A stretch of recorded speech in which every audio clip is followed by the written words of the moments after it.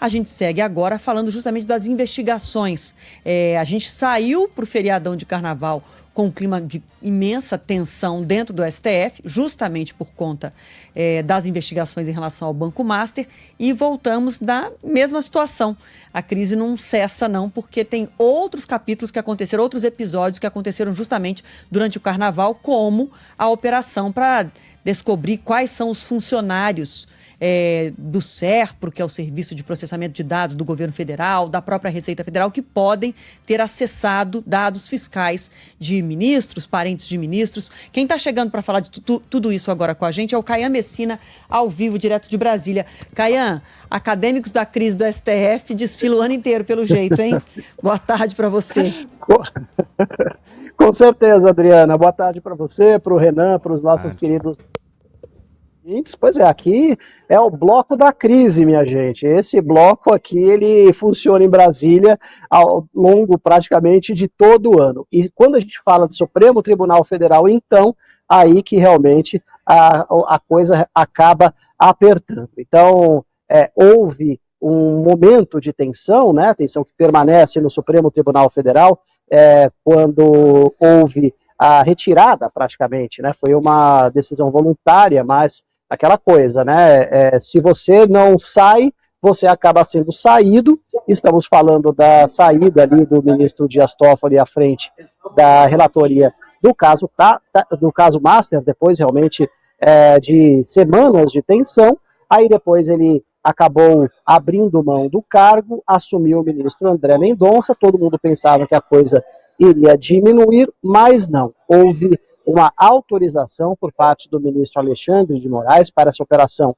da Polícia Federal, que terminou com a apreensão de dados de 4 servidores, 3 da Receita Federal e 1 do SERPRO, acusados de vender, ou pelo menos de repassar, quebrar o sigilo bancário e fiscal de diversas autoridades, e aí estamos falando de pelo menos 10 ministros do próprio STF. O problema é que o ministro Alexandre de Moraes, que autorizou esta operação, ele foi vítima e também é o juiz, porque a gente lembra, né, depois que o caso Master chegou ao Supremo Tribunal Federal, houve aquela revelação de que o escritório da mulher do ministro Alexandre de Moraes acabou sendo contratado pelo próprio Master para defender o banco por 129 milhões de reais.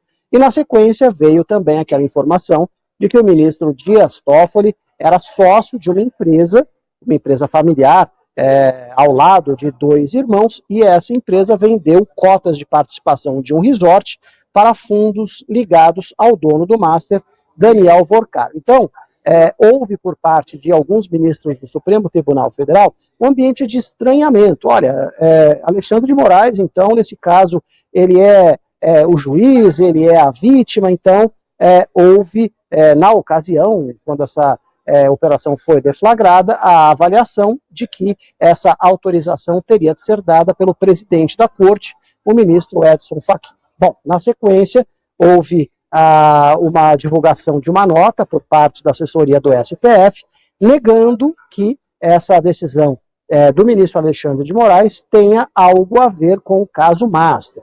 Segundo a nota, esse inquérito aí, ele foi aberto ainda no âmbito do inquérito das fake news, que está válido desde 2019. Então, foi uma tentativa do ministro Alexandre de Moraes de dizer, olha, esse caso não tem nada a ver com o Master, tem a ver com outro inquérito, e por isso eu tenho a possibilidade realmente de tomar a decisão que tomei.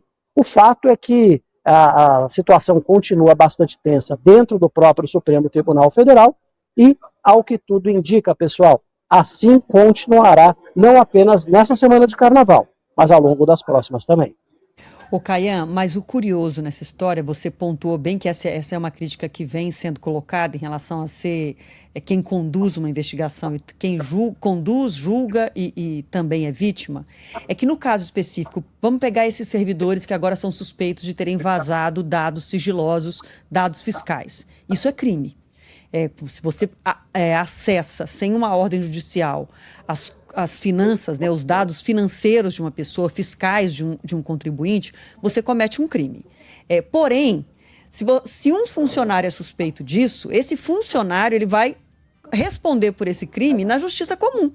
Ele não é deputado, ele não é senador, ele não é ministro, é um servidor técnico, por exemplo, da área do serviço de processamentos do governo ou da própria Receita Federal, ele responde na primeira instância. O problema é que com o guarda-chuva do inquérito das fake news aberto desde 2019 e espichando, cabe tudo, inclusive isso. Porque que é crime vazar dados fiscais, é crime. Agora, poderia ser investigado por outra esfera e por outro caminho que não fosse também o ministro Alexandre de Moraes. Acho que esse é um ponto. E agora, ao que tudo indica, esses funcionários, esses 4 que já foram identificados, vão ser ouvidos pela Polícia Federal, né?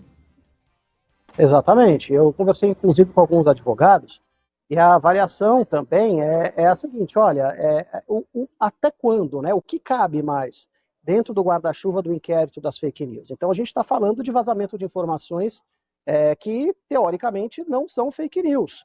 Né? Então, óbvio, vazamento de informação, como você bem pontuou, é crime e deve ser investigado e, ao fim dessa investigação, se houver a culpabilidade, que as pessoas sejam punidas. Mas isso não é fake news. O que é fake news? O que mais entra no inquérito das fake news? Então, tem muita gente dizendo que até quando, né, essa questão das fake news será usada para que o Supremo Tribunal Federal siga em investigações que, teoricamente, não lhe dizem respeito. Né? E em relação à Polícia Federal, sim, a intenção dos investigadores é ouvir, então, o depoimento desses 4 servidores. Há várias linhas de investigação, uma delas diz respeito à possibilidade de venda, né, dessas informações, outros dizem, outra linha de investigação diz respeito à possibilidade de que essas informações tenham sido usadas do ponto de vista político, né, tenham sido vazadas ali para aliados, pessoas contrárias, por exemplo, ao posicionamento do Supremo Tribunal Federal. O fato é que houve também uma nota dos sindicatos, né, ligados, por exemplo, ao SERPRO, à Receita Federal, dizendo que, olha, os auditores eles têm o poder de acessar as informações de quem quer que seja. Isso faz parte da função. Agora, vender isso, aí não. Isso precisa e será agora apurado pela PF.